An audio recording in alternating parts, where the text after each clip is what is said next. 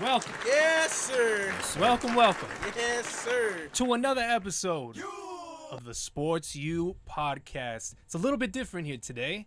I'm usually on Gifton's left side, Gifton's left side. No, Gifton's right side. Your left. I think that's how it goes. I'm but still anyway, here, guys. It's a little bit fucked up, but he is still here. We got a little special surprise. But you got Rob on the mic here for Sports U podcast with Stevie in the cut here to my right, your left. And then we'll go ahead and show Gifton and our special guest. Ladies and gentlemen, you got to drop me a Dom DeMarco Right here. or something. Oh, I'm going to give another applause. Give another round of Oh, applause. shit.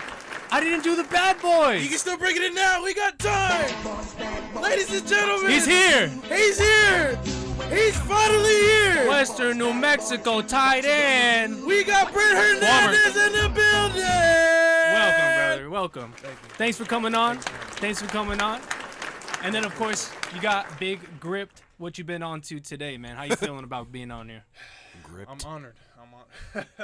Gripped. Hey, man, That's leave a me good alone. one. That's a good one. Gripped.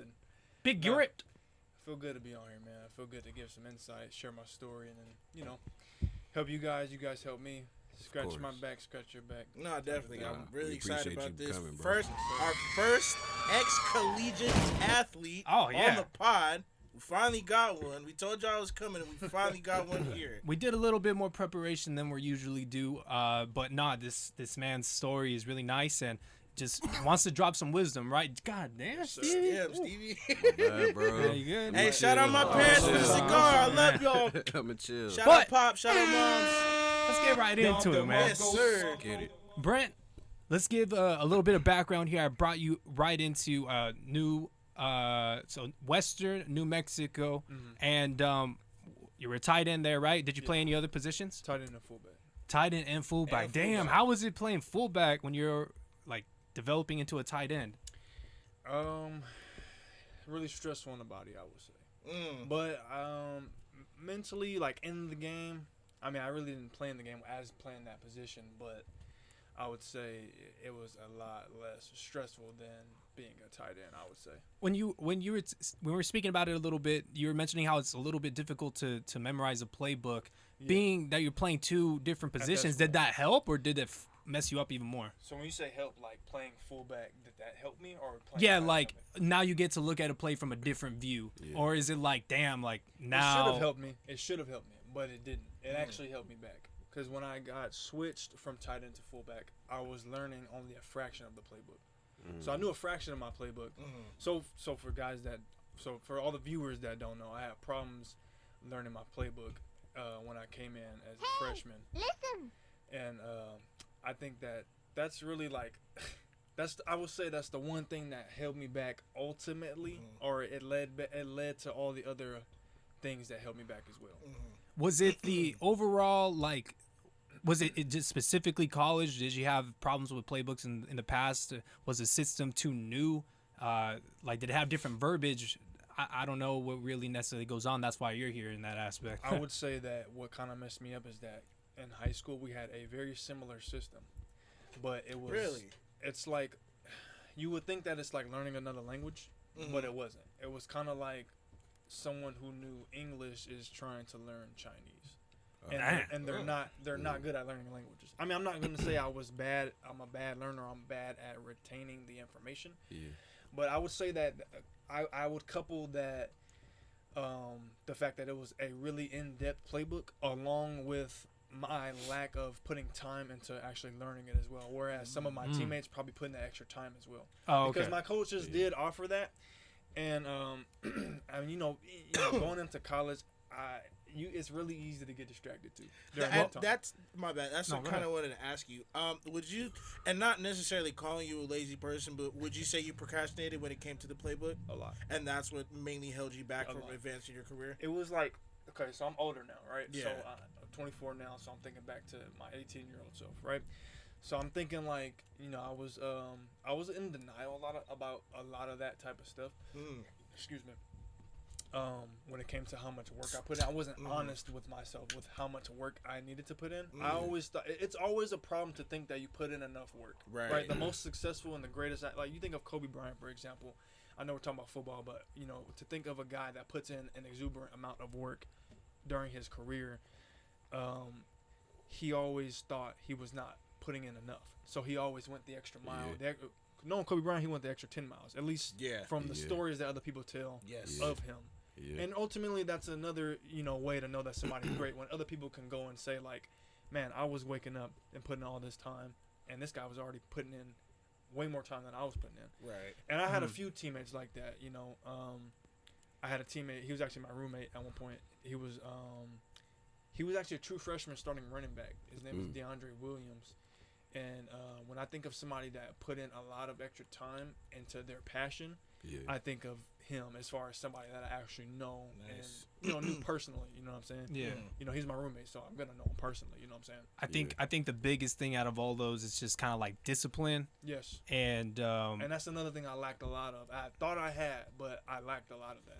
Well, I think a lot of the time, people they put a lot on their load at that moment, and they overwhelm themselves after a week or two of doing this big ass long list that they set out for themselves. They're being productive every day, but after that week, they're burnt out. Yeah. So a lot of the time, and to make it simple, it's just get better every single day. Yeah. And it's crazy that you say that, because I remember in 2016 when we first got there, it was like so many guys that quit that fall compared to the next fall.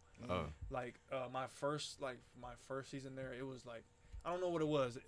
The higher elevation, the weather, it was all messed up. How many guys would you say were trying to compete for a roster spot when you were trying to get on? Yeah, you mentioned just to give it a little bit more background of what we were talking about before. Year. My first year was like your first year. It was a lot more guys. Over 100 people? It was maybe 125 guys. Yeah. Wow. Yeah. But I was mentioning, to make it even harder with competing for a spot, is that you had a partial scholarship. Can you explain what that is to any of the viewers, especially if they're thinking about getting into D2 football, okay. D1? Yeah. So and then give us like what the experience associated with that was too. Gotcha. So so the recruiting process of a Division II school, I believe that if you are a high schooler, you are going to get the least amount compared to a JUCO guy. Because, a JUCO guy, whether if he did 1 year or 2 years, they're not going to be there as long. Right. Yeah, they're not going to be there as long, and they're more valuable. Because JUCO, I don't know if you guys know this, but a lot of JUCO is, as far as caliber of competition, is comparable to Division I.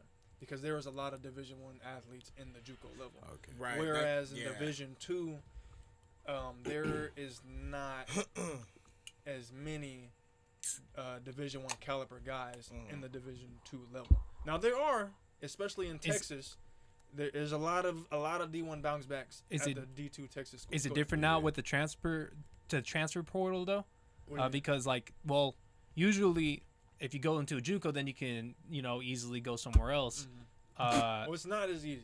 I'm talking about from the time. I don't really know how it is now for a lot of guys. Okay. But I'm just saying, like, the transferring part. Whereas if you're committed to a school and you're already there, then like the transfer portal was able to make it a lot easier from one person to get to another spot. Whereas beforehand, it was kind of like you're locked into that school. So that's where JUCO, I feel like, possibly was more competitive because they already had intentions of going to this bigger school or working on their game, so on and so forth. Okay. Yeah, I would say like in JUCO, it is easier to like move around. If you're at a big name JUCO, can you pull the mic up just a little bit, and just angle it a little up like that? Yeah, and it'll catch a lot of it. Hear me? Okay. Hear me better? Yeah. Yeah, you sound way better. Awesome. Yeah, my bad. No worries. I would say JUCO. Like if you go to what is it, Mount Sac, that's near us. That's like one of the number Mount ones. Sac, Chafee's around us. We got but Valley. as far as like who was the best Valley. ones was Mount just Sac. mainly just Mount Sac. Mount Sac, Elko. When you go to ones like that, it's really easy to get out because you're gonna be around a lot of guys that are going to go D1, right? So you think of like Mount Sac, a lot of those guys are D1 bounce backs, so they're gonna go get picked up by another D1. Sadly, some of them get picked up by Division IIs. You know what happens. But when you're around that and you're competing with those guys and you're developing with those guys and you're probably around that same level, you're probably going to get picked up as well. Whether if you're opposed to being at a JUCO like, what's a lesser known? Like, let's just think of San Bernardino Valley. I would say San Bernardino Valley. RCC is actually up there. RCC is up there with Chafee. Chafee and them are below Mount Sac. But I would say like, even Valley, a lot of guys come out of Valley. But one that not a lot of guys really come out of is what is it, San Jacinto? San Yeah. Jacinto. Yeah. Not a Yeah. lot of guys Okay. come out of that one. So that's like a lower 'Cause caliber. that That's near area, though. Rose. I Yeah, can that area see too. why. It's not a whole lot of competition Right. out in that area. Mhm. I mean, yeah, you got like Moval over there. You and got you mentioned all these different teams, all these different leagues, and different levels. Yeah. Did you know all this before making your decision to go to a certain spot? No. What allowed you to learn all of this? Like, it was So- just the total experience, or did you have to go through something? No. So a lot of my teammates, are you good over there? Damn. Sheesh. Hey, this is not regular for me. I'm sorry, guys. It's cool, man. We Hey. training, bro. We training. No, I had a teammate. He's Giff hitting his actually shit like the blunt. he's actually he's not in the NFL, but he's a professional football player. I forget what the league name, but his name Wasn't it? It was somebody you said who went to arena football, right? Yeah, he was playing for the Ontario team, and Mhm. the Ontario team disbanded, and then because there's a lot of football leagues now. Yeah. I don't know. Now there Even- is. Now Yeah. there is. Yeah. So he- USFL I think arena he's in the going USFL. overseas. Yeah, I even had a cousin who was doing like a pro-am type thing. Like bro. indoor Yeah. leagues too, right? Where Johnny Yeah. Manziel was playing and shit. Yeah, Yeah. he's in the indoor league. Indoor His stuff, name is too. Dante Ogburn. So he went to a JUCO in San Diego. He played at Tuskegee. He played at another one in Tennessee, both Division twos. But I met him at Western New Mexico. And so a few of my teammates, a lot of guys were from San Diego, and they went to the JUCOs, or the JUCO in San Diego. And I was really curious to hear what they had to talk about. So like a lot of what I'm saying is really secondhand information. It's not firsthand information. So like Well, it's my- information. yeah, of course.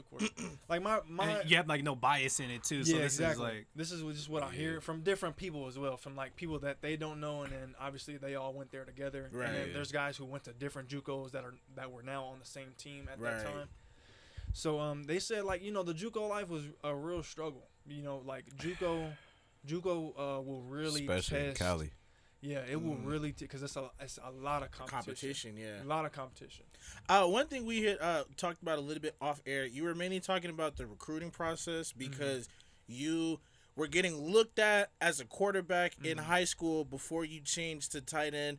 What was talk about the difficulty of the recruiting process, especially when you're already being looked at for one position, and you have those aspirations to go to a D1 school, but you change positions, and then now a D2 who's looking for somebody at that position is now wanting to, has interest in you. Yeah, so that's a whole story. Like I don't even think we have enough time for that, but I'm gonna say it anyway. But yeah, playing quarterback, I played quarterback like almost my whole football career. And you started playing like Pee Wee leagues quarterbacks, or No, I started at 8 years old. So I started I played lineman my first year. Right. They always throw the kids who The don't know biggest what the hell they're guys, doing. too. Yeah, and I Yeah. was always a taller kid. Second year I actually played tight end, and then played quarterback the last game that year, and then quarterback, and then I played tight end again for another team, and then my last year of youth football played quarterback again. Flash forward to high school. First high school I went to, Etowanda, played quarterback. Then I went to Carter, played quarterback. I played quarterback and linebacker, actually. I was on JV. I was an up-down JV varsity. And smacking people. I wish that year, man. No. No, I had a few. Like you Oh, said, kick I return think probably- one of the biggest Yeah, things it you were was on saying kick about return, they let you out there, Yeah. bro. Yeah. I think another thing that you were saying was like from quarterback to tight end or even fullback, you're taking a lot more like hits More and hits, pain. for You're, sure. you're not really trained to have that Yeah. necessarily. Like maybe somebody else has been, like roughing up, getting calloused. Yeah. So I mean, well, like I was saying, like because I was getting to that. So yeah, playing quarterback. So I would say my junior year, I struggled a lot with on-field confidence. I always had a problem with that. I would really be hard on myself, come down on myself. But I would say like when I got into my zone, then I was there. You know what I'm saying? So and I wasn't too much of a runner at the time. I didn't. Okay. I really wish if I can go back, and this is just a quick side note. If I can go back in time, I would do wrestling and track along with football all 4 years because those are the best two sports. Those are the best complementary sports to football.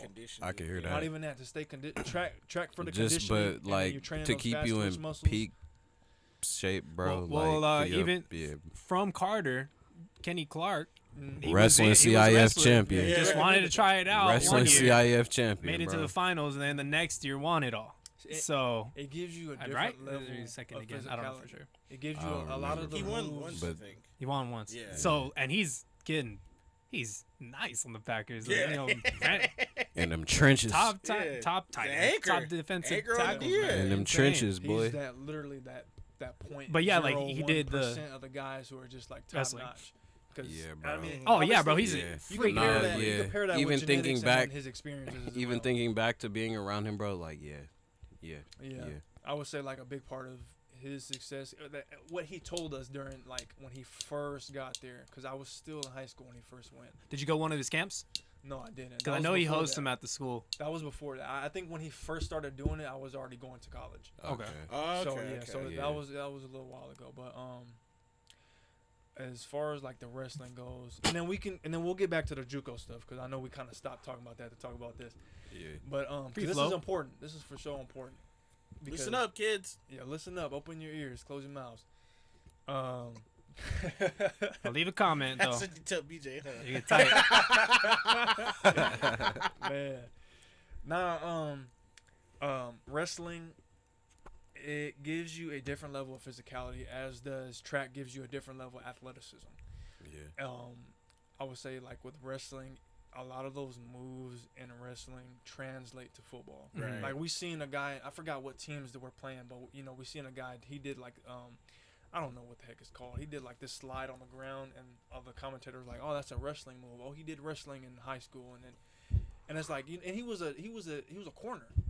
Oh shit! shit! He was a corner. That's crazy. He wasn't even a linebacker or nothing. Like, he was a corner. I Not even a believe it safety. though. I believe it. And to look good on tape, if you're able to make some tackles as a corner, that's big time. Yeah, he made that tackle for sure. Because even in high school, the coaches would be trying to grab the wrestlers, and yeah.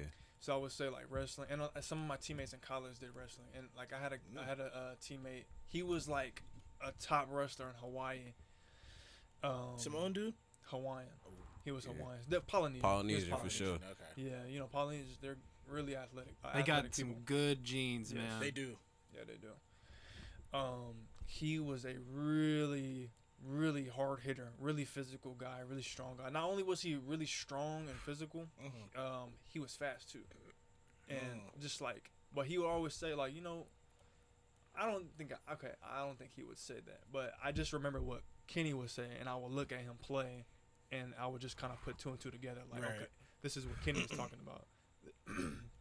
This is a Hawaiian Kenny for at the D2 level. This is definitely his name was Connor Mowat. What was Kenny saying? I remember he said that wrestling will give you a whole nother level of just. It gives you moves to do on the field. Yeah, okay, That's the best way I can explain it. Because I've never wrestled before. But I just see people wrestle, and, like, now that I'm older and wiser, especially with... just techniques, body movements, all that, bro. Yeah, I think a lot of the times, well, if you think about it, you're getting grown up in a certain system, right? They give you certain resources so that you can be athletic, you know what I mean? So if you have the right guidance, it sounded like he had some hopes, and I think he has, like... family that's already been in like professional systems and so on and so forth when it comes to athletics. So for him to, because I think he also competed in track as well, and he did the shot put. Is that with the That's ball? the ball, yeah. So he did that shit. So Kenny shot was put, doing the shot put, so bro. shot put, and then one of the my girlfriend at the time was like the high school shot put. She held the record for it. That's crazy. There you go. Yeah. And then he eventually did the record too. So with that being said, like he didn't just say, like he actually utilized it and became who he is today. So that's pretty cool that he was training like that a lot earlier. I feel like a lot of those sports also have conditioning too. And if you're always Well, track has you're all well, with wrestling too. Wrestling definitely had conditioning, You're bro. right. So I see them out there running football's around a with lot bags more, on. like quick movements, sudden movements, and you got to keep your 100% throughout the whole time, and it takes a lot. Football is more calculated. Yeah. I mean, I would say I'm not gonna say wrestling is not calculated because it is. It's a martial art. But I feel like it's different when you're, my whole point about it is what I'm trying to say is that he's performing the same way he did in the first quarter. Is how his performance is in the fourth quarter. You know what I mean? Most likely. All these other cats, they're probably, they're drained by the fourth. So I feel like that both of those play a really good role in that conditioning part. Definitely wrestling for that endurance. I would say like more so track is for being a football player. Yeah. For being a football player, track is meant to help you just gain that speed. So those short bursts of speed, you go and make that tackle, or you're making that long fast run. Burst, that 100-yard run, that 50-yard run. That's not a really long distance. No. So that you just track is. And in football, it gets smaller. Yeah.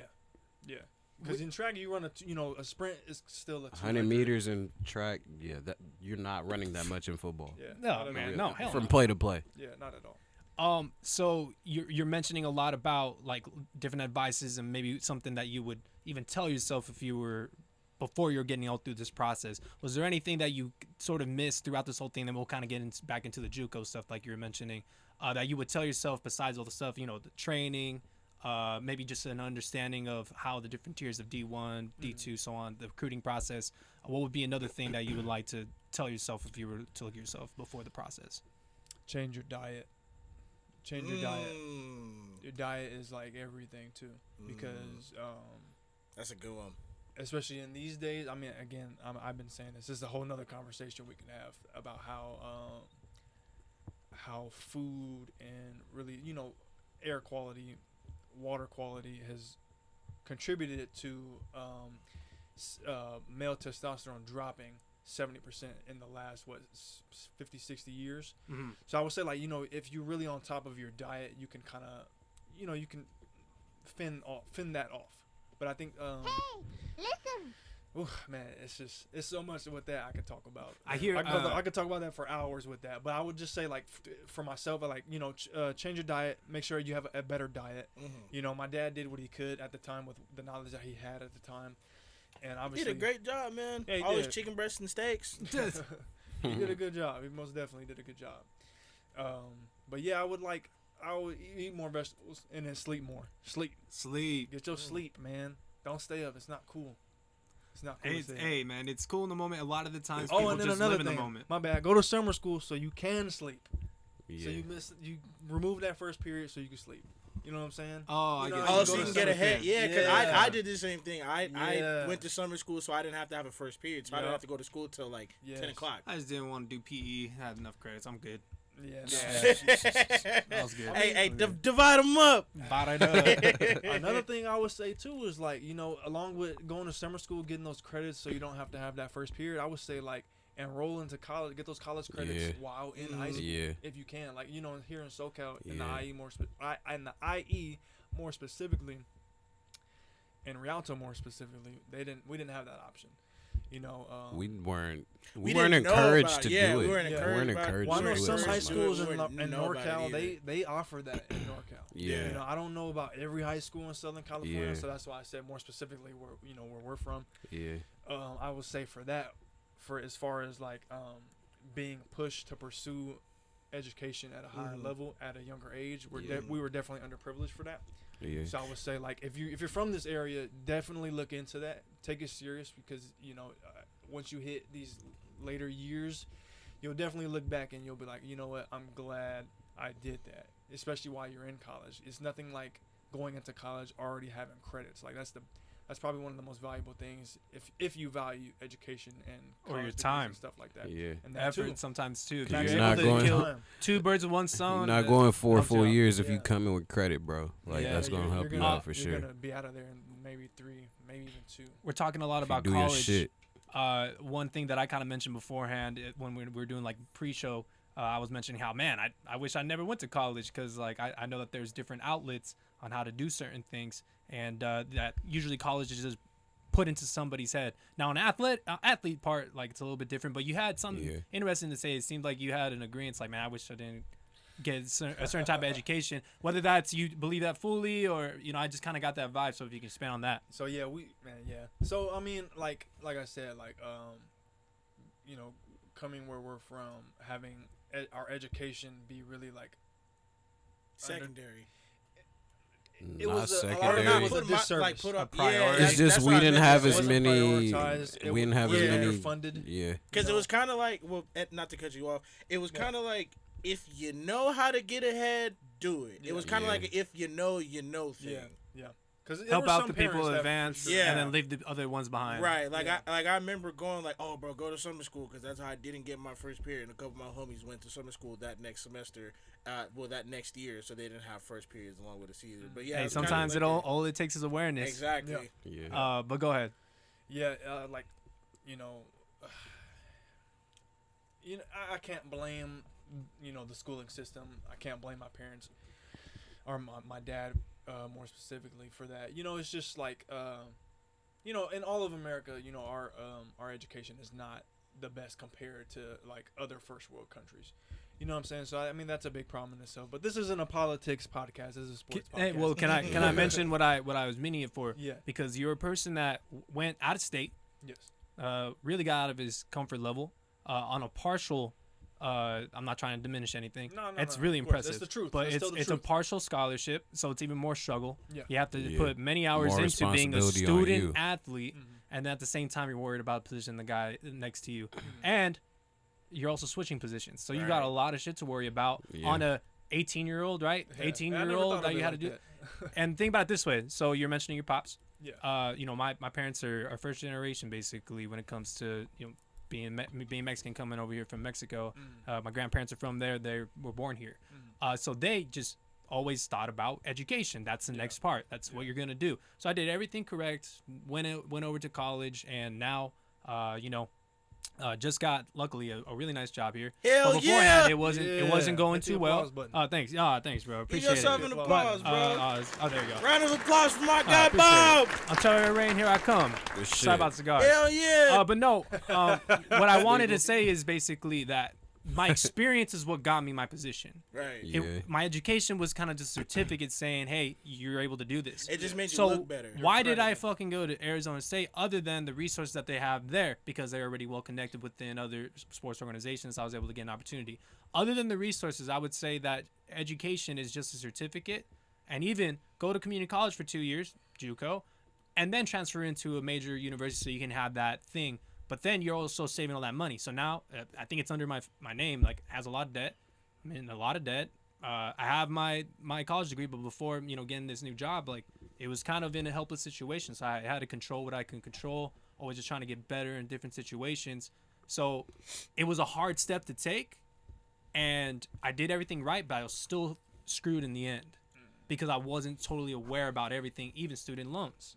And a lot of people, politics-wise, they take advantage of that, and that's why a lot of people are in student debt loan. Right. So basically, that's what I was trying to see if it was similar. That man, college isn't right for everybody, especially when it comes to a college athlete. Maybe you didn't necessarily have certain hopes to reach to the next level, so maybe take a different route that would probably be more divulgent, invest into education. But you're only young once, and don't have any regrets to a certain extent. But it's always wise to be aware about certain things, and I felt like I wasn't totally aware about them, but I was just following what was kind of laid out for me. Yeah. And it worked out. I'm in a great position, a lot better than a lot of other people, but I'm not trying to compare. So on your own path, whatever. Yeah. But ultimately, I feel like that's something that I would love to kind of pass off to my kin, whatever, so on and so forth, even people just around me, and give them those resources, you know what I'm saying? So that's what I was trying to see if you had something similar in that aspect too, where it's like, man, I did everything right or going into it, and I wish I would have known this so that I can possibly go to a different college or take it differently to a JUCO, kind of like how you were saying. Yeah, no, I don't want to go that route. No, you want to go that route? All right. I mean, like everybody thinks they want to go that route and they don't. Like, I wish I can share more experiences with you guys, but I only know what I know. I only know what I remember. Mm-hmm.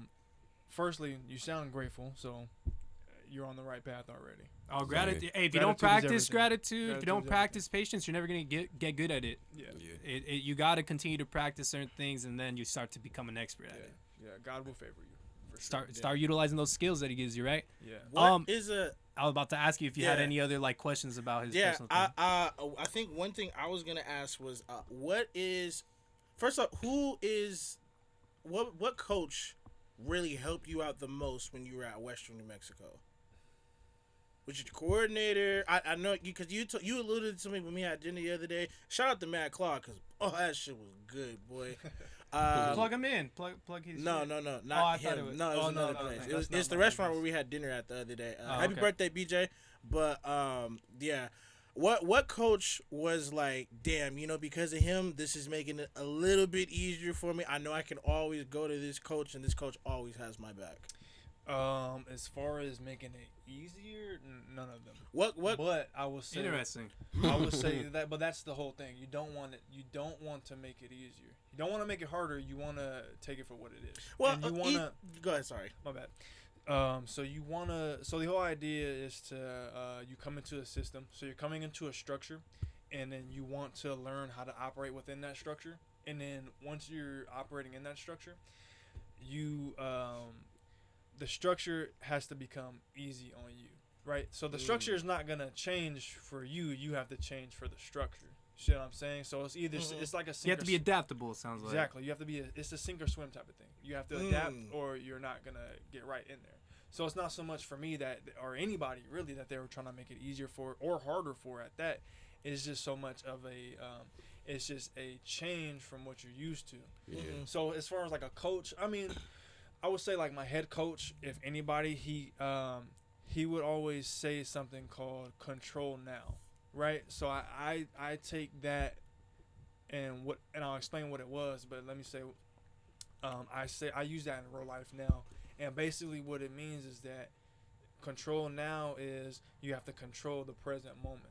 Right, so whether you're in the game, and he will always say, this translates to real life when you're done with football, and you're married and have kids, or if you're single or whatever happens in life. Everybody's life is different. Right. Yeah. You cannot let things you can't control dictate things you can control. So say, for example, if an earthquake were to happen right now, right, we can control how we react to that. We get out the building, we be in the grass type stuff, and we're just going to wait it out. No panicking or nothing like that. You control your emotions. You control your actions. Those are the only things you can do. You can't control how somebody else is driving on the freeway.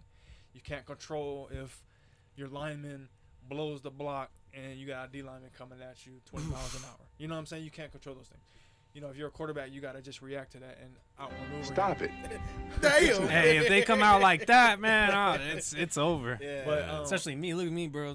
that was one bit of Flipped. wisdom that I definitely took from my college days, because I would say, like, if anything, that made it easier. Instilling that into our psyche. Like, okay, focus on what you can control. Right, you can control how many hours you can put in the gym or in the weight room. I'm sorry. You can control. Excuse me. You can control how many hours you put onto the field after practice. Right. He would always say another thing. He would always say as well. Shout out to Adam Clark for giving me the scholarship. Only college that gave me one. Thank you for that. Truly grateful. Years later, he ended up leaving though. He got a That better sucks. job. That sucks No, when no, that no, it happens. was I good. understand It it. was I good for understand him. that part. I'm It not was good for saying, him. hey, poo-poo on him. I'm saying overall, like, nah, bro, real talk. I'm not trying to talk shit, but I'm saying, like, that sucks for you. You were recruited by somebody, and then he wasn't even there, and then you're possibly going to even look up to him to be that. Yeah. It sounds like that was missing. And, as a head coach, you need to connect to your players. Yeah, well, your head coach is like your father figure too, right? Especially at that level. Like in college, like I would say it's more like I would, at least I would think. I don't know how the NFL is. I obviously I didn't make it, but I would think that it's more intimate than high school is, and then what the NFL is, right? Because when you're in college, you're still technically a kid, kind of. Yeah. I mean, you're an adult, but you're kid-minded still coming into college, right? So you're still coming up with these guys all from different It's a different places time. and stuff. It's definitely a very big development step. Yeah, more than high school, and at least to my knowledge, and what I assume is more than the NFL, right? Because the NFL is more, it's way more about money. You're getting paid and stuff like that. So, but in college, you're still developing mentally. You're becoming a man. So your head coach is definitely your father figure. So all that stuff, all the wisdom that he's teaching you, everything that he's saying to you, I mean, depending on who the guy is, I mean, either it's going to help you or it's not going to help you. Right. In my situation and all my teammates at the time, it helped us, right? He was a good guy. He's actually from California. I forget which part. But he's from California as well. I feel like you have to have the right balance of being optimistic and realistic. If you're just, hey, he's trying to be something that he's not, then, it's already like, put into the grave right then and there. It's not necessarily something that, you're gonna, kind of soak in. Yeah. So that's kind of different. Yeah, I would say he was optimistic, but more realistic than optimistic as well. Well, even as a student, that's what I kind of meant. Oh, yeah, like if somebody's trying to do something, they can extend a branch, but it's up to you to like kind of take it and hopefully grow with it. Yeah. So you mentioned the NFL. We spoke about head coaches, right? You had Brandon Staley last year as your new head coach for this first whole year with the Chargers. How did you feel about that? I mean, let's just see what he could do, man. We're getting into NFL, baby. Yeah, we're getting into NFL now. I don't know. I think it's gonna be more of an adjustment for the players. I mean, because like I said, this is the second year too, so. No, it still takes time to adjust. Uh-huh. You know what I'm saying? It always when you get a head coach, it's like getting a stepdad almost. You know what I'm saying? You know what I'm saying? Yeah, Think of it like that. Especially, I feel like a lot of them really liked Anthony Lynn too. Yeah. When he was head coach, like he was a good players He was a coach. good He just guy. it felt like his crew could not figure out the clock and how to finish games at certain points. Yeah, I would agree on that because i.e. the Raiders. I think. Yeah. Oh man, that game. Phil was killing him too that year. That part, old ass. I don't think they should have got rid of the last guy. I think he was really. I think that he was a really good coach for what they had, and I mean, that was last year, right? So Herbert. 2 years ago. That was 2 years ago. Oh shit, I'm behind. Yeah, because Herbertson is going into his third year. Yeah, Anthony so that was Lynn, Herbert's and first then year. yeah. Okay, no. Yeah, no, I think they should have kept that guy. But again, they want the guy that's going to take them to the playoffs at the end of the day. Well, Brandon Staley came from the Rams, and he had that defense playing very, very well. And so then he went over to them, and he took a lot of the players from the Rams and kind of incorporated into his system. Now, I think he even has Sebastian Joseph Day, which I think that you guys will like. He's a really big dude in the defensive tackle area, nose tackle type of stuff. He can make up some stuff. They also acquired Bryce Callahan, and I think it was Khalil Mack even, and J.C. Jackson, Kyle Van Noy as well. So they're getting into a lot of different things. We were speaking about the defense. J.C. Jackson. I think they got an old lineman from Georgia, and they got a new D tackle from UCLA too. Okay, so they're helping out. Yeah. They're helping out in the trenches. Yeah, helping out in the trenches. Yeah. If you had to pick which side of the ball, because if you think about it, the Chargers have been making headlines this offseason for numerous pickups in the free agency. They're able to extend certain guys on the offensive side and add big names on the defense when you consider J.C. Jackson, Khalil Mack. J.C. Jackson, 5 years, $70 million, and he got injured. He won't start possibly until either week 2 or 4. What happened? His ankle. He was always kind of fighting that ankle, wasn't he? I don't know. I don't think so. Not from my understanding. I think he injured himself in camp. In camp. I think it's camp too. So in your opinion, you've been watching them, right? They made a lot of key additions to the defense, right? We've been talking a lot about the Chargers. We're all pretty excited about them. He picked them to win the division. Really? Yeah. Which side of the? I think so. You think so? Yeah. Which side do you think is the strongest, the defense or the offensive side? I would say that they're strengthening their defense. So I would say that their offense is probably stronger now. At least to their knowledge, their offense is stronger now, because I think they recruited more for their defense, right? So when you're recruiting, you kind of want to try to project what you're gonna need, and obviously they're probably thinking 2-3 years down the line. You got the guy on the 5-year contract. You get the guys on these contracts that are half decades and stuff like that. So you're thinking long term, right? Dude, talking about long term, they definitely need to make some different choices on that offensive side. They were the third. They got a running back. They just got a new running back. I'm still sticking with Austin Ekeler, but I'm sure the running back would make better stuff. Like I said, they're thinking long term. So Austin Ekeler, being a running back too, that's a very physical position. You're getting banged up. You know, Austin Ekeler, Yeah. he's not that big of a guy. No. He's not He's that not. big. He's He's short, not. but he's He's like, he's boom. muscular. Yeah, you're right. You gotta you're be right, though. muscular, Yeah. right? You Yeah. gotta be in the NFL. But you know, I think Austin Ekeler, like, I think they're looking at him probably to become injury prone in the next 1, 2, Yeah. probably after this season. I mean, Yeah. I don't want to jinx him. You know what I'm saying? But He's you know, already been kind of banged up here and there, anyways. Exactly. Already. as analytically speaking, I would say, like, you know, he probably only has a good, if he's lucky, a good maybe 5 more seasons. That's a lot.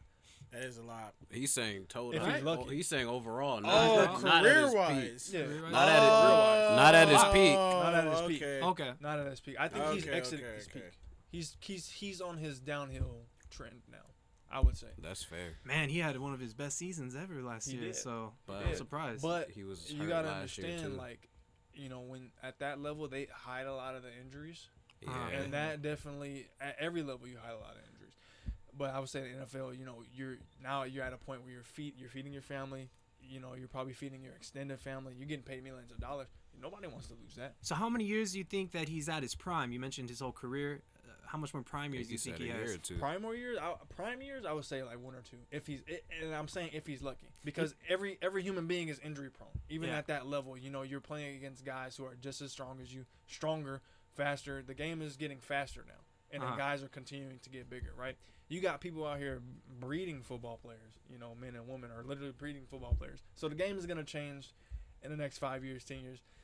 But back to Austin Ekeler, that's another conversation right there. But back to Austin Ekeler. Like I said, if he's lucky, his prime years will last another 1-2 years. And that's just saying if he doesn't get a severe injury or even a bunch of minor injuries, right? Because those minor injuries also add up on your body. Yeah. I think a lot of people will kind of feel like there's a good analogy when it comes to Zeke, and a lot of people predicting his downfall when he was still putting up different numbers, and it's kind of like, you know, he's already kind of fallen off, and people were doubting it, especially Cowboys fans. So maybe Austin Eckler's on the same path, or I mean, I don't think so. I feel like with Herbert, it's not gonna get exposed so much though either. He's gonna get a lot of touches though. I guess that helps your argument in that aspect. yeah, I mean, like, okay, so I just want to say, too, one bad season is not going to dictate somebody's entire career. Nah, definitely. You know, we seen Tom Brady, like, years ago when we were younger, like, that season where he like broke his ankle or something like tore that. his ACL. Tore his But that ACL. even in them situations, you can't count that as a bad year. yeah. Bro wasn't there. But it's Yeah, like I feel that's Tom something Brady that never will really had take a bad year. that's something that'll Yeah. take a guy out of their career, right? I think he was able to come back because he's Tom Brady. But as far as like guys like a more expendable position like running back, where they come more a dime a dozen rather than a good quarterback, you know, he's more expendable. Mm-hmm. You know, it's not like when they had LaDainian Tomlinson where he was just that guy, and We're there was feeding only him the ball. there We're was only depending like on the him. only other guys was It like was different. Adrian Peterson. The game was different back Yeah, then too. you know, it's different now. It's more guys who are ready and willing and are just as good as the next guy. You know what I'm saying? So they got that new recruit. Let me pull my phone out because I forgot his name. He, what's his name? Isaiah Spiller. Isaiah Spiller. What round? Fourth round. Fourth round. Yeah. So they got him. I think Austin Ekeler was undrafted. No, or was he like 6th round? I know he was. He He was wasn't He was low in there. undrafted. Possibly. I think he was undrafted if my memory serves right. Yeah, like I said, being a running back is a more expendable position, even if you're a good running back, especially these days. Because Yeah. you know, getting a young guy like that, and then Austin Ekeler, I would say he's considered a veteran now. Yeah. Excuse me. You know, they're already looking at replacing him. Maybe not. They're trying to squeeze that, his last good years out. And I would say that's the 1-2 years. And then these last 3 years, if he doesn't have a severe injury, he's going to probably get pushed to the wayside. And that's not taking nothing away from him, but that's just the reality of the NFL. Mhm. You know, careers don't last as long as they used to. Yeah. You know what I'm saying? Even though the game is changing, it's technically safer now. It's not safer. So we're gonna get into the receivers a little bit later. Have a special segment. So I want to shift it a little bit back to the defensive side. You guys got Khalil Mack, right? You guys have J.C. Jackson. He's injured right now. With Khalil Mack, he had 6 sacks in 7 games last year. You mentioned a lot of injuries when it comes to Austin Ekeler with the history, not necessarily like Khalil Mack, who's older.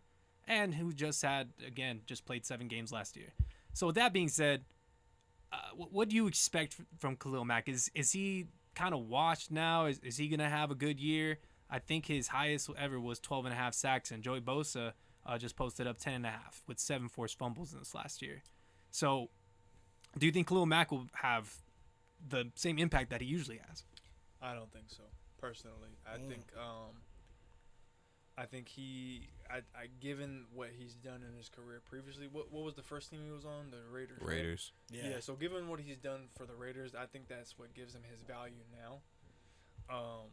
But that Raiders squad was crazy. I mean, Yeah, the they Bears were. squad, when he was there for that first year, he was making plays every other game. That was he game was changing. good on there too. Yeah, So, he was good. He was I good for think the first 2 This is years. his third team though. You got you got to understand when guys hit their third, fourth team, that's when they usually start getting washed up, right? Because that second team, if they're not valuable. Chandler Jones has been on multiple teams, and he's going into I think his 4th team here.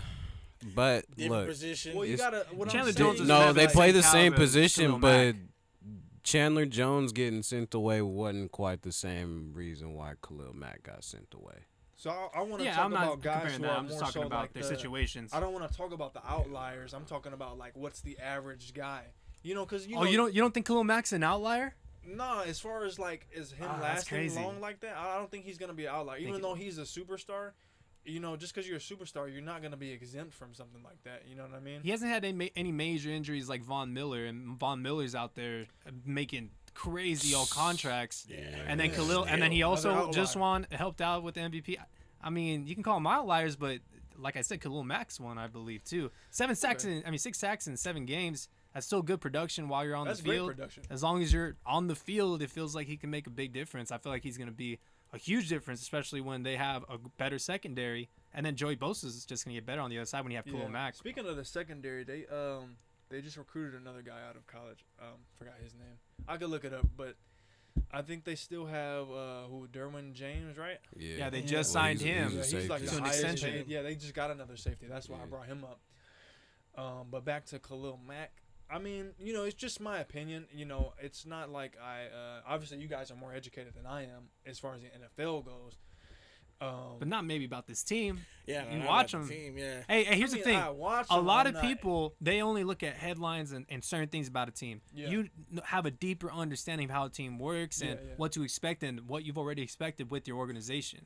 Your organization, it needs a culture break. Yeah. And maybe it's Khalil Mack who breaks it, or he just continues to fall into what you're already used to. You know what I mean? So that's where don't discount what you're saying. You know what I mean? No. I know what you're saying. I appreciate that too. I don't know. I think I don't best think case it's- scenario, I I don't- think Khalil is gonna give guys like Bosa a definite they're gonna be a good defensive duo as far as a D lineman linebacker type of duo. And then you got the secondary is already strong itself too, and they're strengthening that as well. So I mean overall, the Chargers as a whole, it looks pretty promising in my opinion on both sides of the ball. A lot of big names over there, a lot of top recruits. I think it's going to be a promising season. Well, they had the 3rd worst point per game for their opponents in the entire league. I think it was at 27 points per game. Stevie, did you have to say something? About what? Oh, I thought you were mentioning something Well- about Khalil Mack or something. I mean, I don't have anything specific to say about Khalil Mack. I mean, yeah, I feel like the offense is proven. The offense, yeah, they have the reputation right now. Yes, they got all these names on defense, but even given the names, I'm not everything that's being said so far about the defense this year, projections. I don't care about the projections realistically at this point. Hey, Because show it out. projections are like what we expect. This defense has not met expectations in the last few years.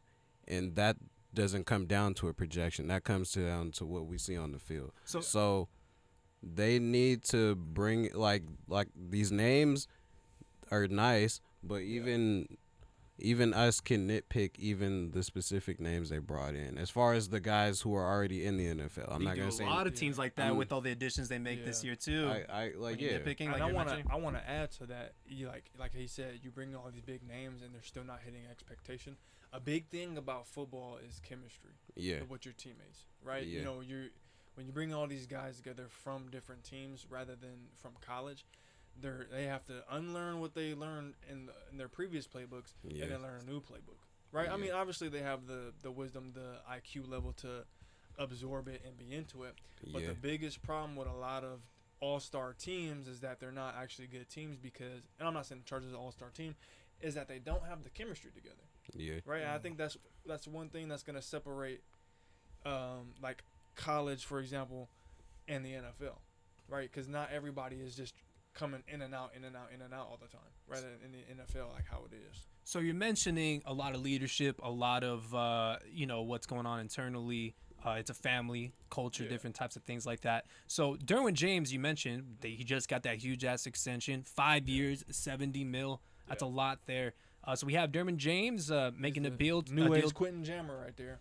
New age Quentin Jammer. Yeah, you remember Quentin Jammer? Mm-mm. Oh yeah, that's the way back. I'm talking about old Yeah, that's Chargers old right school. there. Old school Yeah, Chargers? He's the Old school new. Chargers. He's the new age Quentin Jammer. That's how. So I like to call him. what do you mean by that then? Is he like a Swiss Army knife? What do you mean? Like, what did he He's a do? Swiss Army knife. Well, yeah. Yeah. He's a he Swiss is. Army knife. Oh, I know that. That's why I was kind of bringing in. But so he made him the highest paid safety after Minka Fitzpatrick got paid, and I think somebody else got paid too at the safety position. But with that being, I think it was that was somebody on the Saints. I thought. No. Oh, On the Saints. wasn't it Jamal Adams and then Nah. Minka and then Jamal Adams. no, is not different on the position. Minka. I Yeah. thought somebody no, else no, got no. paid. As far as who was like the highest paid, I thought somebody else got paid right after. I know. I Minka. can't think I can't of think who of it it is either. though. Yeah. Kevin Byard got paid. Nah, it wasn't him though. Kevin Byard got paid though. I think. Did he really? Yeah. Didn't he?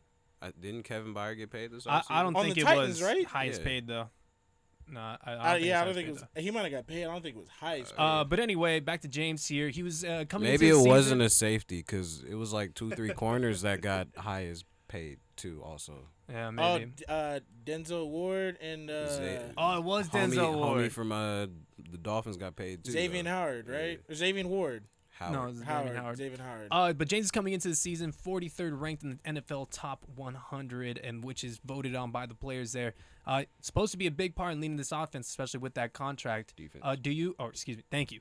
Do you think with this, right, can you even trust Derwin James? He only played, I think it was 5 games total in 2019 and 2020, but when he's on the field, he's definitely making a difference. You mentioned, though, the culture, that type of wise.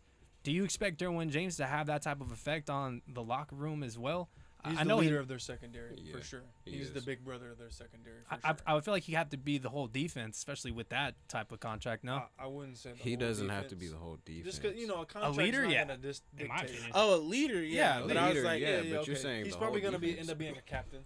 You know. What I'm yeah, saying? yeah. I think he'll definitely be He a would captain. definitely be a captain alongside Herbert and other guys, probably like their center or something like that. But he's definitely the leader of the secondary. Well, Yeah. you have a lot of concerns about injuries. With Derwin James, he seems like he's injury prone. But with the full season last year, he had over 100 tackles, 3 forced fumbles, 2 sacks, and 2 interceptions. So again, Swiss Army knife, like you mentioned. With that being said, like, can you trust him? Like, I guess that would be my ultimate question. Do you think he's gonna play out at least? I would say 4.5 of this, 5-year contract. I mean, as a fan, I would trust him. Analyzing it, you got to factor in every possibility, right? Yeah. So, I mean, if I was the recruiter, I would. I mean, the problem with extensions and stuff like that, it can seem good in the moment, and it seems like a lot of what's going on in the NFL right now is a lot of short-term thoughts. As far as other teams go, I would say like the Chargers, they're probably recruiting a lot more intelligently, like opposed to like other teams like the Dolphins, for example. I think they're recruiting much harder than the Really? yeah, they're recruiting very. The Dolphins. Interesting. They're I don't even want to. Their organization is just needs new owners, new investors, new everything. Yeah. But the Chargers, Yeah. I feel like they're making really wise decisions. I think that they're one of the few teams that are planning for the next 3 to 5 years. But as far as like a contract extension for Derwin James, I mean, how long was it? 5 years, right? 5 years. Yeah. See, if I'm looking at this from the outsider looking in, non-Chargers fan or anything, I'm happy about it. I like the player, so I agree with the contract. Yeah, I like him as a but player. because of his past, injuries wise, it just feels like I have to keep him. Yeah. But can we make it up in another way? And it doesn't feel like it is. And so taking that gamble, I guess you can call it, I like how you to say get that. 2 I like how you years say that. with my quarterback, I think I'm doing it. I like how you say that because now you like when you say that you're talking like as if you're the recruiter, and that's the best way to Yeah, look GM. at it. That's the best way to look at the game of football if you're really into, or really any sport, really. Like if you're really into it, you have to think like that because, I mean, I wish we were a part of these decisions because I feel like a lot of the fans would make probably better decisions than the guys who have the jobs. Sometimes, yeah, man. So, a Yeah, lot of the some time, of them, especially yeah. nowadays. Well, dude. so sometimes I feel like they make a lot of decisions based off their job because if it's not going well, they're trying to win right now. If I don't win right now, I'm Well, gonna I mean, get canned. Here's the Unless thing, there's too. no It's expectations. It's about money too, right? Because like think of a guy like Juju Smith-Schuster, right? He's an individual who has fans who are just fans of him, not necessarily when he was on the Steelers they were fans of him. Where's he at now? Chiefs. He's on the Chiefs. Chiefs. Okay, yeah, okay. And there's people who's not necessarily fans of the Chiefs, but they're fans of Juju Smith-Schuster. I'm a right. fan of Juju. Exactly. I like him too. He's funny.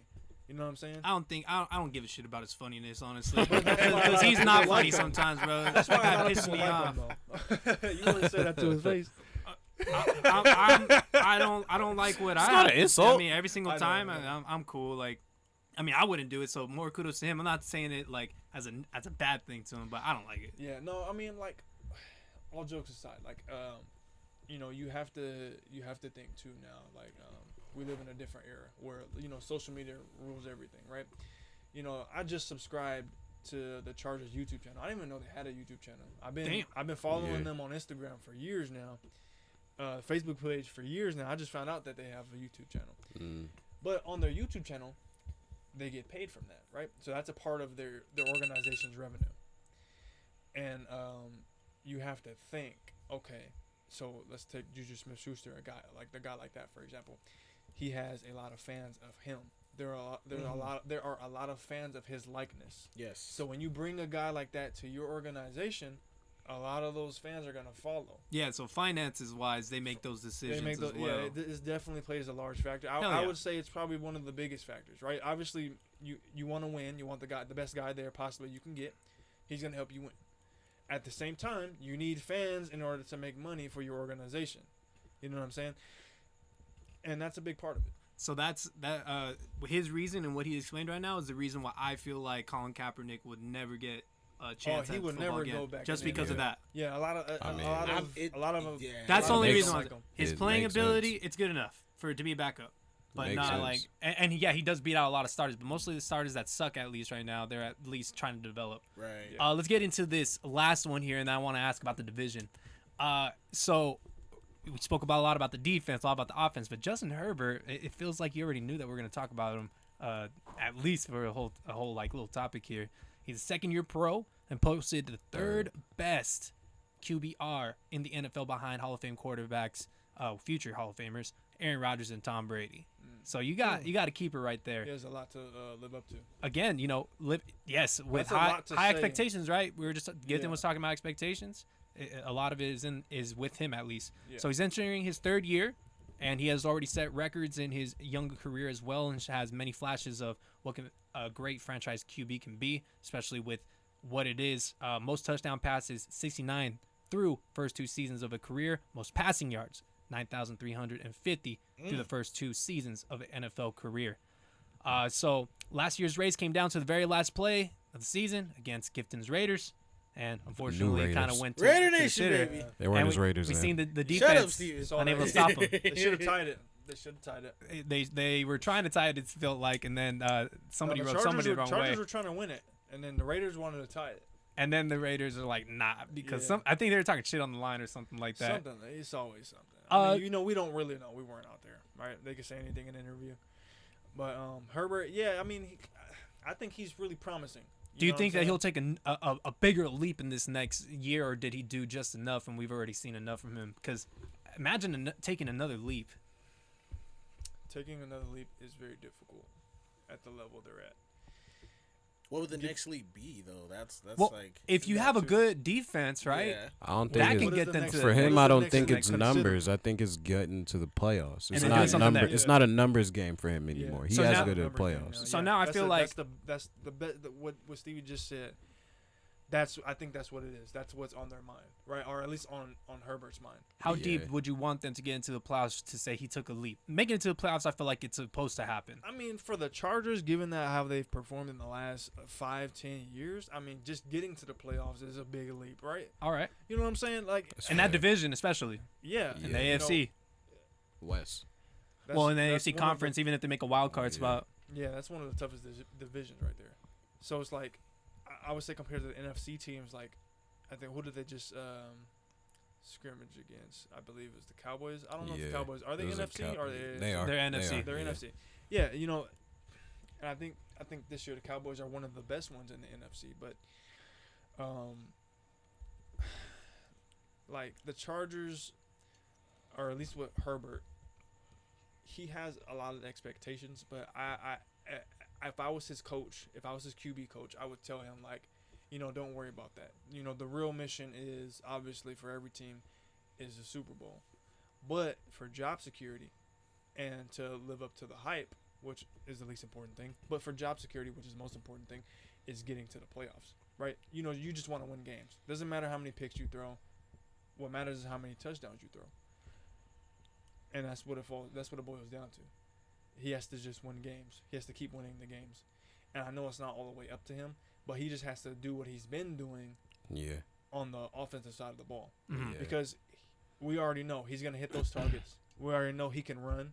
He can run really well for a pocket quarterback. Or I'm sorry, a pocket passer. Yeah. He can run well. He can run way a lot better than what Phillip Rivers was doing. Oh, You know what I'm saying? Bro, we can't Stick. even put them in the same category on stick. that one. We can't Not put even them the in the same same category. category Stick on in that the one. mud. so So I uh, think like the Chargers culture as an organization changed when Herbert and the other guy were battling for the position. Mhm. Because, you know, I mean, I forgot that guy's name. Tyrod. I think it was him. When they were battling for the position a few years ago, you know, you had two quarterbacks who could both throw and run. And ultimately they picked Herbert. He was the taller guy, the bigger guy. Not necessarily the more athletic guy, but the more well-balanced guy. And I think that Herbert is going to continue to show us what he's been doing. I don't think he's necessarily going to take a leap. I think any leap for him is going to be a leap as the whole team, and that's making it to the playoffs. you mentioned making a big leap and making it to the playoffs here. Now let's talk about the division. Okay. So Kansas City, their over-under is better than both the Broncos and the Chargers. They're all in the same division. So the Broncos and Chargers are at 10 over and under of the amount of wins that they're going to get in the season. And I feel like a couple of those they'll be hit at least. And then the Chiefs have a 10.5, so they're only favored, or at least in the over and under, by a half a game. Yeah, half a game. Half a game. Crazy. So with that being said, it sounds like you already gave your position. You know, Gifton has the Raiders. I have the Chiefs, and then Stevie, of course. Who'd you pick, Stevie again? Oh no, for the Chargers. For the division, I said the Broncos. The Broncos. I'm Yeah. sorry. No, that's all good. Because I know that you had the Raiders. My It's all apologies. So for yourself, who do you have? I mean, as a fan, of course, the Chargers. But, and if I'm looking at it from, You like the matchup with the Chiefs and the Chargers then? I think the Chiefs can probably take it over the Chargers and the Broncos and the Raiders. Because I would say they're the most consistent out of all of them. So they're winning the division, or the Chargers are winning the division? Analytically. I would say it's between the Chargers and the Chiefs. And then who's coming out on top?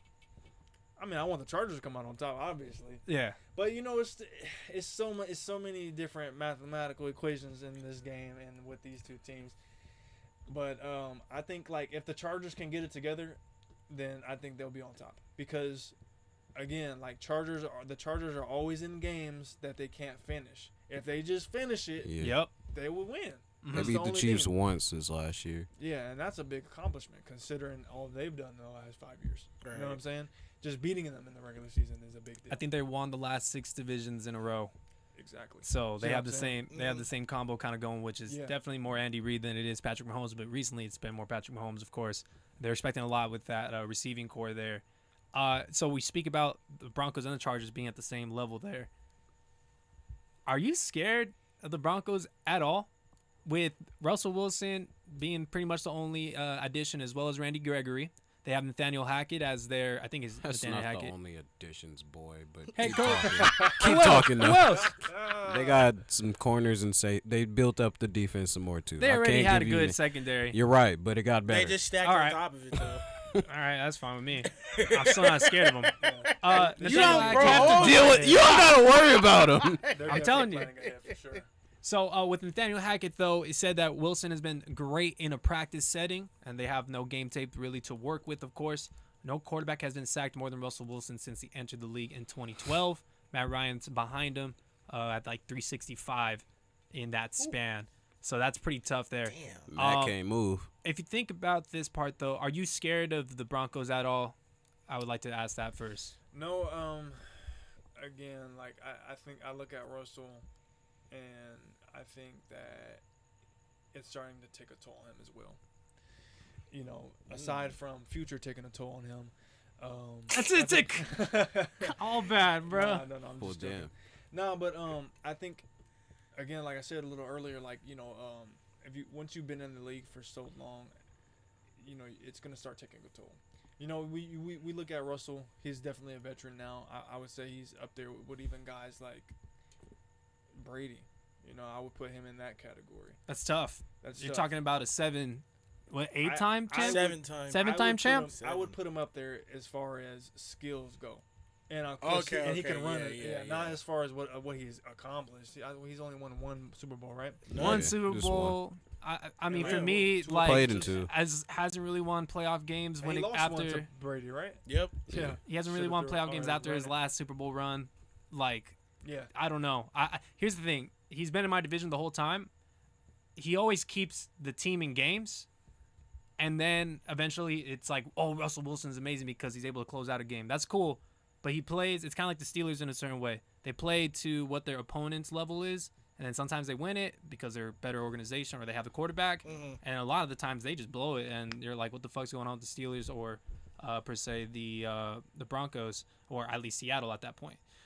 So for me, I just don't see watching Russell already beforehand. He has a hot start in like the past 4 seasons, MVP at least through half the way through the season, and then the second half, just either injured or blows up. I think we're gonna see his downfall now with this new team. I think he's not gonna. I like this guy. I like him. I He's like not Brent, gonna- man. He's not gonna perform like how he was when he first got to the Seahawks. Ain't no biasness, right? No bias. No bias. But- That's You're just, a that's fucking my Yeah, opinion. yeah. You're That's a why I asked hater. him. My Well, goodness. they believe that Russell Wilson, this guy got him winning the division, bro. Sure so do. I just don't think Russell Wilson's gonna perform trash. Like, I never say he's gonna perform trash. I think that he won't perform up to the level that you guys are expecting him to perform. But you make it sound like I think he's gonna throw 5,000 yards. I just think he'll have a good year. Okay, but a good year means making the playoffs. Or He at can make least, the playoffs. Okay, you say you're saying they have we potential. can't- I'm not saying he they doesn't have potential. I just don't potential think it's to gonna make the happen. playoffs. I don't think it's gonna happen. I think they're third in their division. Look, Man, Oh no, I said he- fourth in their division. I think the Raiders are gonna be they're better. not fourth in that division, bro, at all. I'm sorry. I don't, man. I sorry. just see a lot of proven players on the defense. The offensive side, not necessarily proven, and a lot of them are not very They won mature. 7 games with Drew Hey, Lock, see how- bro. They won 7 games with Drew Lock. Come Just on. stick with that, bro. You're gonna stick with that the whole time. That's your only defense. I don't. It's think not so, my bro. only defense, but I'm like, I mean, that's a pretty good defense. bruh. I get it. I get it. It's Drew Lock. Because you're saying the team's not that good. You're saying Russ can't lift the team. Drew Lock took that team to 7 wins. Why do you feel like they can't make the playoffs with Russ? You don't think they're you in can a win hard 3? division? The conference is insane. They It's a schedule a new little team. easier, but yeah, they in a hard division. There's a lot of different things to go on. A lot of other factors, like Brent says, when it comes to a No team, team and making is- the culture, the style. Look, the no team in this camaraderie. division's about to sweep them.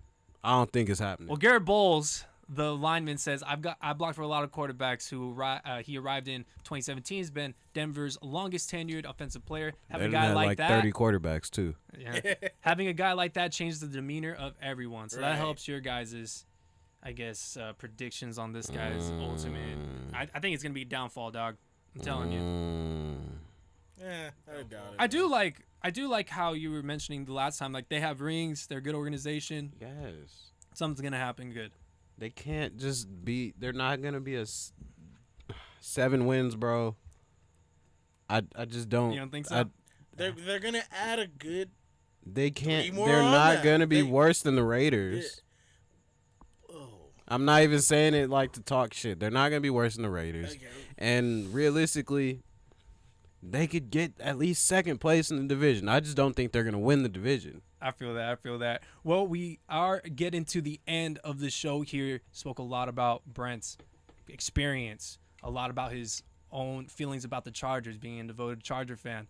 One of the biggest things that I would love for you to do, you gave us a lot of your time. This is your time here to promote. I know you have some bomb-ass burgers.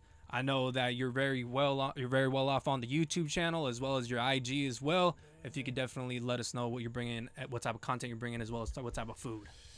For my YouTube channel, I just talk about, anything business related. The name is Brentreprenuer. We have it right there. Go ahead and put that into. It's literally how it's spelled out for his name right there. Yeah. It's just the word entrepreneur and then BR in front of it.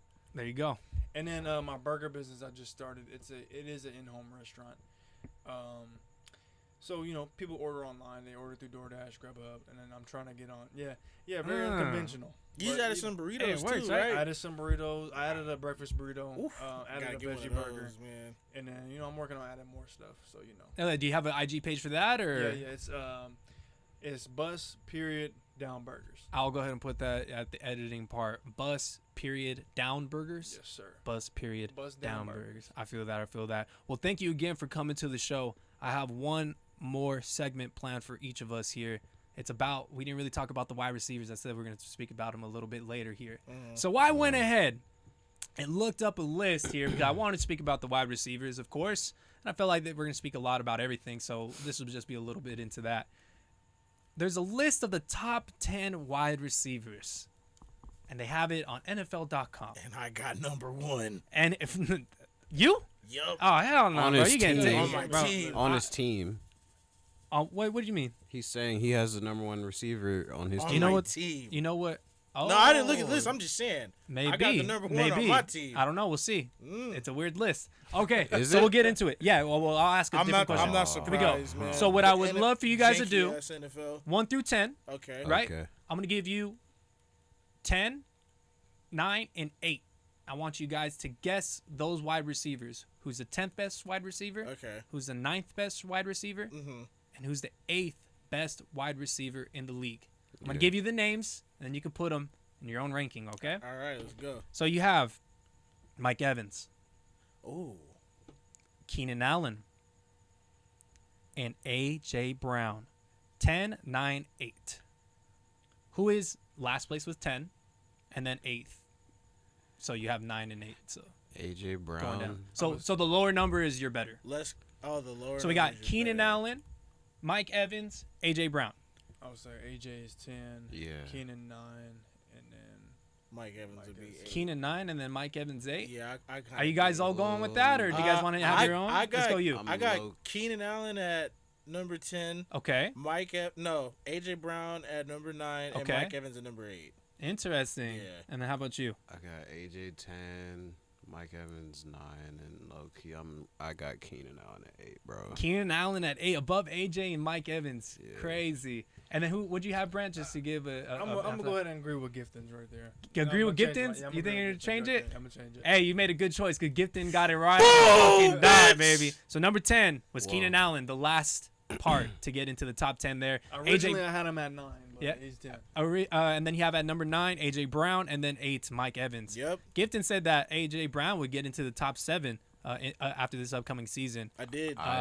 Yeah, I can see it. I did. So that- I think he for sure could be number 7. Let me ask you this quick question, Brent. Do you think that Michael Thomas can be in the top 7 wide receiver list? Because he's not in this top 10. Do you think that he can reach top 7 again? He was like top 1, 2, or 3 at least. You have to give him that much respect. I mean, I think he should be. If Think he he was should that be? high. I think He's coming off a big injury. You got a thing with injuries, no? Yeah, I mean, yeah, but I mean, after was one big big, injury, you can but- redeem yourself. Okay. After a few injuries or even a few big injuries, you're not really. You're a lot less likely to redeem yourself. And he hasn't had to play on it. Well, at we'll all. see how it goes Yeah. because he had a lot. The last time he was really there was when Drew Brees was there, and now Jameis Winston is there, hopefully, for the full season. Let's go on to the top 3 here. You have Cooper Kupp, Justin Jefferson, and Devontae Adams. I'm gonna In say Cooper is 1, number 2, and one. 3. So 1 is Cooper, Who are the other two again? Justin Jefferson, and Devontae Adams. Okay, Devontae 3, and then Justin at 2. Devontae 3 and Yeah, Justin that's at what 2. I said. What you I'm got? not Get rocking it. with Cooper Kupp at number 1, obviously because he won the Triple Crown. 2, Devontae Adams. 3, Justin Jefferson. Okay. And then how about you, Stevie? I'm going with Devontae at 1 still. Like, I respect the Triple Crown, but consistency. So, Cooper, you're 2. And then Justin Jefferson is 3 right now, but that's not – I don't know how long we're going to say that, bro. Damn, man. I'm going to be honest with you. You guys got it wrong, and Stevie got it right. Really? Yes, this time. Cooper Wow. Kupp, number 1. I mean, Cooper Kupp is number 2. Number 1 is Devontae, and number 3 is Justin Jefferson. Interesting. Very interesting. I'm surprised you guys got it right, man, because I looked at it and I was like, I hope you guys weren't making the decisions based off of, what do you think the article was going to say and what you guys were truly hoping, you know what I mean? Mm-hmm. Nope. Because I definitely changed it when you're thinking about, like, how other people are going to Well, vote for it. well, you know it's what I'm like- saying? like well, with that's Mack- why I yeah. feel like you picked Cooper Kupp, Yeah, that's why. because you said Yeah. Devontae was number 1 and then you switched it up. Well, because I I was was going accounting off that how I like, felt, okay, honestly. yeah, Yeah. like, okay, All mine Triple were how I Crown, felt. like I was it makes thinking what the sense article as was to gonna why say. he would be number 1. So that's why, yeah. Well, maybe that the first 3 worked out, or excuse me, the last 3 worked out, but the first ones are a little bit different. But Gifton got it right, so that's pretty much it. I got the second one right. Episode 92 of the Sports U 92 podcast. of them 92. tangs, Oh my baby. Thank There you, we man. go. Thank you, God. Man, but no, we want to Hey, give hey, one thank more you, round of bro. applause Thank you. for Thank Brent, you, the natural Brentreprenuer. man, coming in and giving some insight, some wisdom. Definitely had to plug in everything again. Bus.downburgers. And also Brentreprenuer. I hope I said that right. Brentreprenuer. Brentreprenuer is right there in the bottom right, right? Yes, That's what I sir. have it. Do Bottom I have it on the left. right side? Bottom left? All right, Yeah. cool. I got it on the right side. But with that being said, again, we want to thank you, our guests. We want to bring it out. Episode 92 in the books. Yes, 92 of them sir. things. What's up? Oh, let's do it. Yeah. Oh yeah. 92 dead days coming for you. And as always, if you like this video, Tell 'em. go ahead and share that like button, bust down those comments, and remember, support the youth. Man, thanks for the support. Y'all have a good night, everybody. Yeah.